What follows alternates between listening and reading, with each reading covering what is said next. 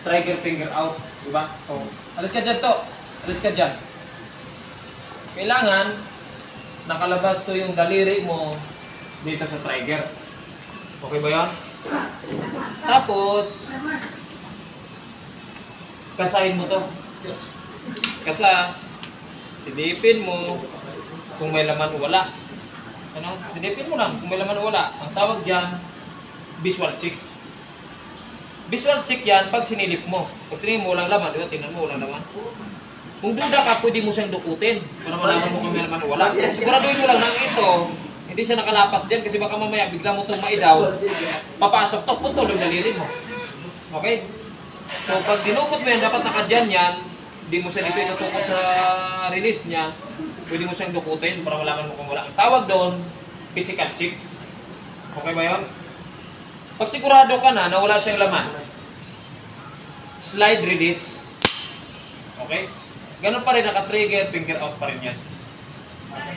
Ibig sabihin, from time to time, kailangan nakalabas yung daliri mo doon sa trigger. Okay? Ngayon, doon mo siya itututok sa safe direction o di kayo doon sa discharge box. Kahit sabihin natin na walang laman yan, lagi natin tandaan na yung baril, malabi mo yan. Okay? Lagi mo i-anticipate na may laman yan. Kaya laging nakatutok yan doon sa safe direction o di kayo doon sa may tinatawag na discharge box. Para pag may putok mo man yan, walang taong tatamaan. Okay? So yan na, na-slide release mo na siya ngayon, naka-trigger finger out ka. That's the time para pwede mo siya kalabitin. Okay ba yan? So, doon pa rin siya sa safe direction. Huwag mo iangat yung baril, huwag mo ilagay dito yung baril sa likod, huwag mo din iganyan sa gilid. Gets mo ba yan? Huwag dapat nakaganon. Huwag din siya nakaganon. Huwag din siya nakaganon. Huwag din siya dito sa likod. Kailangan dito lang siya. Lagi lang nakapoint dito yung baril doon sa sentro mo. Para safety siya palagi. Kailangan yung 360 degree na yun, ma-anticipate mo yun. Ang ibig sabihin, huwag kang lumabas dito sa linya mo, dito sa balikat mo. Clear ba yun? Kasi safe pa yun. Kasi lagi mo patanda na baka mamaya may tao dito sa gilid mo, sa likod mo. Pag pumutok yan doon, posibleng bumalik yung bala, mayroong matatamaan. Okay ba yun?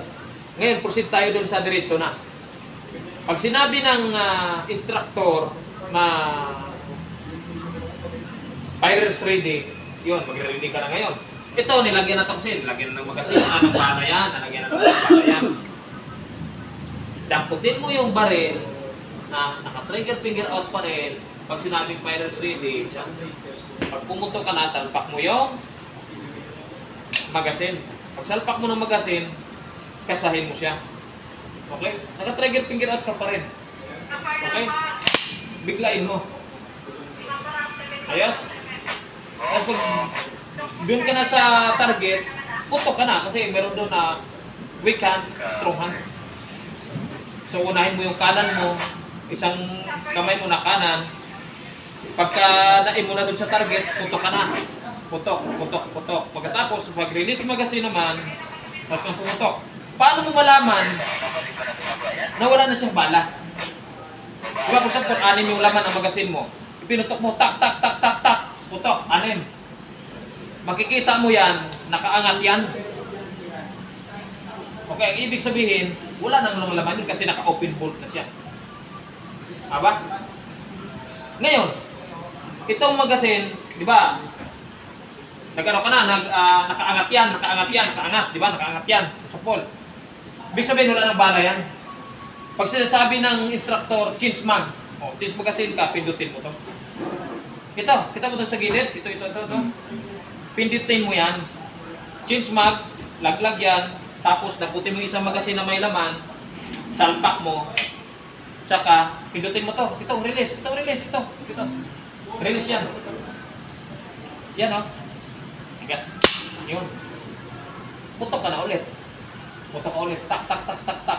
Tapos change mag ulit. Nakaangat talaga mong tandaan. Malaman mo na wala ng bala yan pag pumuputok-putok ka. Pag pumutok ka, wala ng bala yan kasi aangat na yan. Naka-open bolt yan. Ayos? Tanggalin mo ulit yung magazine. Release magazine ka ulit. Tapos, salpa ka ulit. Tsaka, release.